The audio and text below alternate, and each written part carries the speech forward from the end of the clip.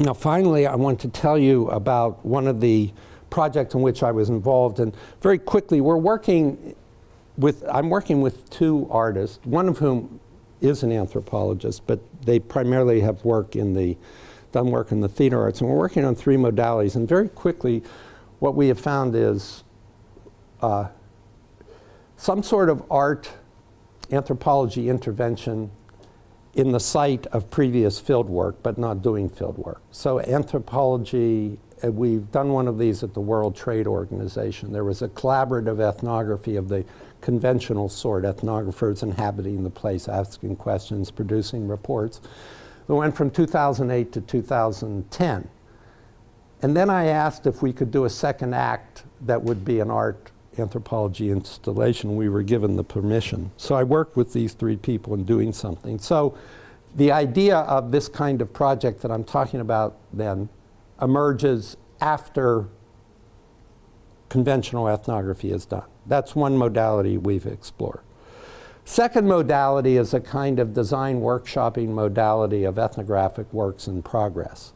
And these can be, and they occur generally in the kind of studios of art schools. We've done one in Pasadena at the Art Center.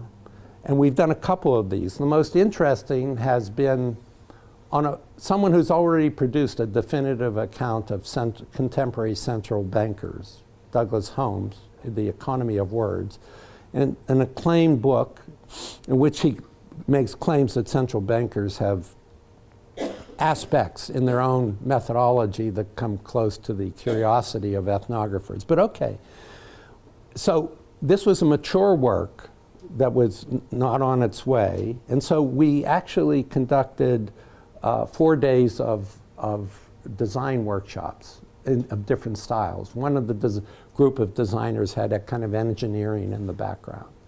Another group of designers were interested in folk materials, and a third came out of theater. And each one did something different from this ethnography that was already produced, and the ethnographer was there. And we also used a panel of anthropologists. So the thinking of design workshopping, ethnographic projects in their early thinking, in their being finished afterwards, very interesting and kind of standard kind of work we're doing. The one I want to recount to you was actually an art commission. It didn't have anything to do with anthropology. It was a commission by certain rich people in Newport Beach, California, a particular person doing small level philanthropy about the problem of the homeless in Orange County. And the homeless, people like the homeless, or the working poor, are fairly invisible. I think she had this background originally, and she was interested in working on it as philanthropy or charity. And so she didn't think of anthropology or ethnography, but she hired my two collaborators, without me, I just worked on it, to come up with something for a huge feast at a yacht club. I describe it to you in a minute. But what they produced was something that moved. It was a movable installation that we've begun to move throughout different kinds of communities of Orange County. So this is an example of something that begins as an art project, but that emerges by its mobility as essentially an ethnographic project.